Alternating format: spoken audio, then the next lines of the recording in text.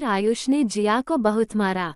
जिया की गलती सिर्फ इतनी थी कि उसने आज रात के खाने में रोटियां नहीं बनाई थी और चावल बना दिया था। क्योंकि उसकी कमर में बहुत दर्द हो रहा था और उससे रोटियां बनाने के लिए खड़ा नहीं रहा जा रहा था। लेकिन इससे आयुष और उसकी मां को क्या फर्क पड़ता था। उन लोगों के लिए तो जिया मात्र एक नौकरानी थी, जो दिन भर उन लोगों की सेवा करती थी और रात में आयुष को सुख देती थी। जब तब आयुष और उसकी मां अपना फालतू का गुस्सा भी जिया के ऊपर निकाल लेते थे, क्योंकि वह लोग जानते थे कि जिया उनका कुछ नहीं बिगाड़ सकती। इतनी ज्यादा सीधी है कि उसकी आवाज तक नहीं निकलती। मायके में माता पिता है नहीं, और भाई भाभी ने जैसे तैसे जिया की शादी करके अब उससे अपना पलड़ा झाड़ लिया है और उन्हें कोई फर्क नहीं पड़ता जिया जी रही है या मर रही है। भाई भाभी अपने में मगन है और नंद से कोई मतलब नहीं। कोई और ठौर ठिकाना है नहीं जिया का। नौकरी जिया करती नहीं है तो हर हाल में उसे आयुष के साथ ही निभाना है, चाहे वो उसे कैसे भी रखें। जिया ने भी इसे अपनी नियति मानकर स्वीकार कर लिया था, लेकिन आज उसने सोच लिया था अगर अब उसने अपने लिए आवाज नहीं उठाई तो उसे आगे चलकर और भी अधिक मुसीबतों का सामना करना पड़ेगा। क्योंकि जिया की शादी को लगभग 1 साल होने को जा रहा था, लेकिन अभी तक आयुष और उसकी मां के स्वभाव में कोई बदलाव नहीं आया था। आज आयुष ने जिया को इतना मारा था कि उसके निशान बुरी तरह से उसके शरीर पर उभर आए थे और उसकी सास खड़ी होकर तमाशा देख रही थी, क्योंकि उन्हें भी बहुत सुख मिलता था जब आयुष जिया को पीटता था। जिया आज बहुत गुस्से में थी, लेकिन एक दुबली पतली छोटी सी लड़की एक हटे कट्टे नौजवान का क्या कर सकती थी। पुलिस के पास जाना चाहती थी, लेकिन पता था इतना आसान नहीं है। आयुष और उसकी मां इतने होशियार थे कि जिया को जब भी मारते थे तेज साउंड में टीवी चला देते थे ताकि पड़ोसियों को कुछ पता ना चले कि अंदर क्या हो रहा है। पर आज जिया ने एक निर्णय ले लिया था अपने जीवन के लिए, क्योंकि अब कोई ना कोई निर्णय लेना जरूरी हो गया था। खाना खाने के बाद रोज की तरह आयुष दारू पीने लगा और उसके बाद बेसुध होकर सो गया। सासू माँ भी अपनी दवायां खाकर सो गई। बस जिया को मौका मिल गया। जिया ने बहुत फुर्ती से अपने दुपट्टे से आयुष के हाथ पैर अच्छे से बेड के साथ बांध दिए और मुंह में एक कपड़ा डाल दिया। उसके बाद बालकनी में पड़ा एक बेड, जो कि शायद आयुष का ही था और काफी टाइम से बालकनी में पड़ा रहता था, उठाकर आयुष को मारना शुरू किया, जिससे आयुष की आंख खुल गई और वह जोर जोर से चिल्लाने की कोशिश करने लगा, लेकिन उसके मुंह से कोई आवाज नहीं निकल रही थी। जिया ने बहुत होशियारी से आयुष की अच्छी पिटाई की उस बेड के साथ, जिससे आयुष तड़प उठा। कड़वा सत्य को लाइक और फॉलो करें, लेकिन एक भी निशान उसके शरीर पर आने नहीं दिए, ऐसे ऐसे जगह मारा उसे। इसी बीच जिया की सासू मां को ऐसा लगा कि जिया के कमरे से कुछ तोड़फोड़ की आवाज आ रही है और वो उठकर उसके कमरे में आई और वहां के हालात देखकर चिल्लाने लगी और बोली, क्या कर रही है? आयुष को मार क्यों रही है?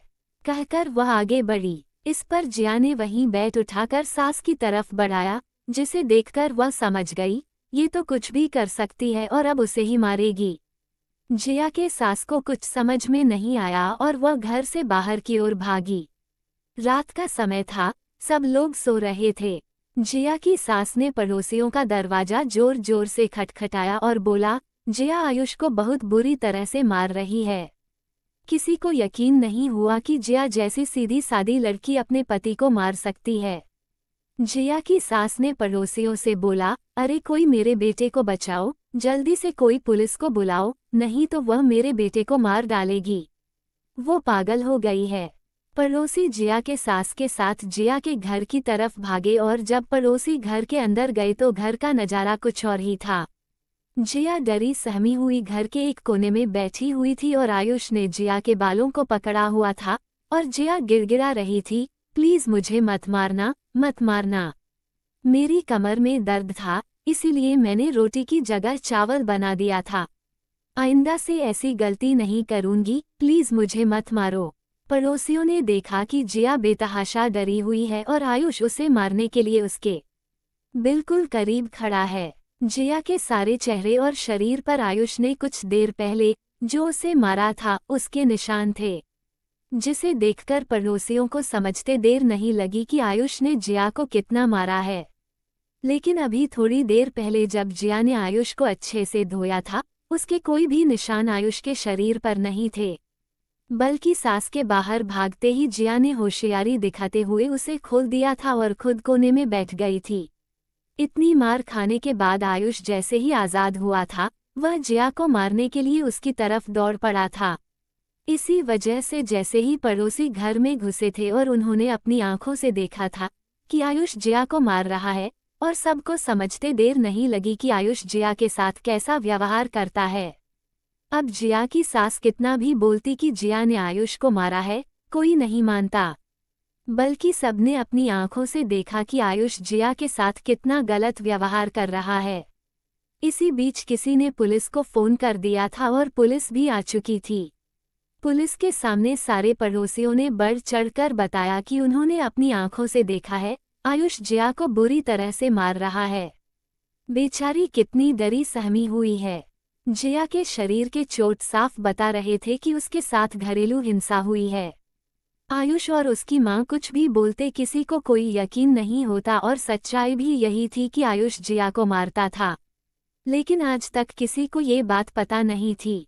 पुलिस वालों ने जब जिया से पूछा तो उसने डरते डरते बताया कि कुछ भी गलत हो जाने पर आयुष उसे जानवरों की तरह पीटता है और धमकी देता है कि अगर वो पुलिस के पास गई तो वो उसे हमेशा के लिए घर से निकाल देगा या फिर मार ही डालेगा, और ऐसा करते वक्त वह तेज आवाज में टीवी चला देता है ताकि जिया की आवाज बाहर न जाए।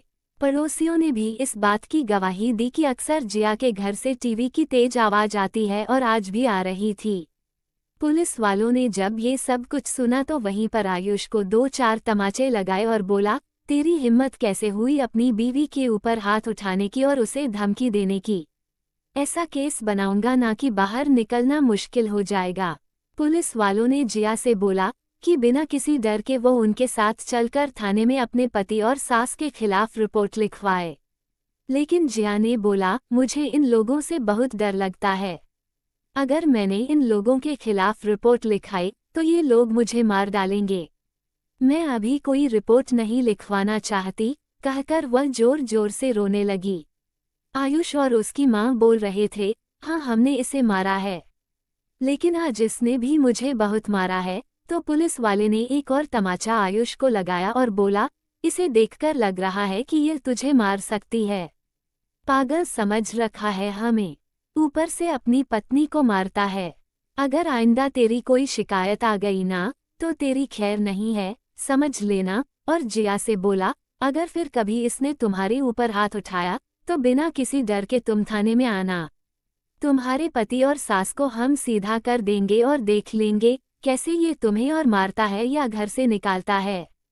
ऐसे लोगों को पुलिस वाले 2 मिनट में सीधा कर देते हैं। और जिया की सास की तरफ देखकर बोला, आइंदा से अपनी बहू का ख्याल रखना, नहीं तो आप भी लंबा नपोगे। कहकर पुलिस वाले वहां से चले गए। पड़ोसियों ने जिया से बोला, तुम्हें डरने की कोई जरूरत नहीं। अगर ये दोनों माँ बेटा आइंदा तुम्हारे साथ कोई भी ज्यादती करें या तुम्हारे ऊपर हाथ उठाएं तो तुम किसी भी तरह से आवाज लगाना, हम सब तुम्हारी मदद के लिए आ जाएंगे। और साथ ही साथ आयुष और उसकी मां को धमकाते हुए पड़ोसी चले गए कि अगर अब जिया का एक बाल भी बांका हुआ या वो किसी दिन हमें बालकनी में नजर नहीं आई या हमें कुछ भी शक हुआ कि तुम लोगों ने उनके साथ कुछ गलत किया है तो हम पुलिस को फोन करने में देर नहीं लगाएंगे, क्योंकि तुम लोगों की असलियत अब सारा मोहल्ला जान चुका है।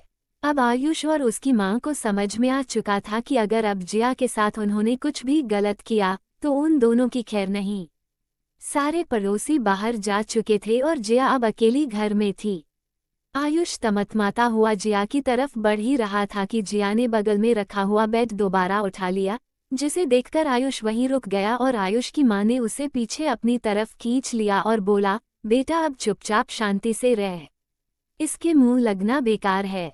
अब इसने ऐसा माहौल बना दिया है कि कोई हमारी बात नहीं मानेगा, और अब अगर इसे थोड़ी भी खरोच आई तो हम दोनों का जेल जाना तय है। जिया ने भी बोल दिया, अब गलती से भी मेरे ऊपर हाथ उठाने की कोशिश मत करना, नहीं तो तुम्हारा एक हाथ तोड़कर तुम्हारे दूसरे हाथ में दे दूंगी और जेल की हवा खिलाऊंगी वो अलग। बहुत सह ली तुम लोगों की मनमानी, अब इस घर में तुम्हारी पत्नी और इस घर की बहू बनके आराम से रहूंगी। कड़वा सत्य को लाइक और फॉलो करें। तुम लोगों की भलाई भी इसी में है कि आराम से एक परिवार की तरह मेरे साथ रहो और मुझे इस घर की बहू होने का दर्जा दो, तो वादा करती हूँ सब कुछ ठीक हो जाएगा। वरना अगर तुम लोग शांति नहीं चाहते तो अब मुझे भी शांति की कोई जरूरत नहीं। तुम लोगों के साथ रहते रहते मैंने भी उत्पात करना सीख लिया है और तुम जैसे टेढ़े लोगों को सीधा करना भी सीख लिया है। अब अगर गलती से भी मेरे ऊपर हाथ उठाया तो कैसे कुटाई होगी याद रखना, और यह कुटाई तो तुम्हें जीवन भर याद रहेगी ही।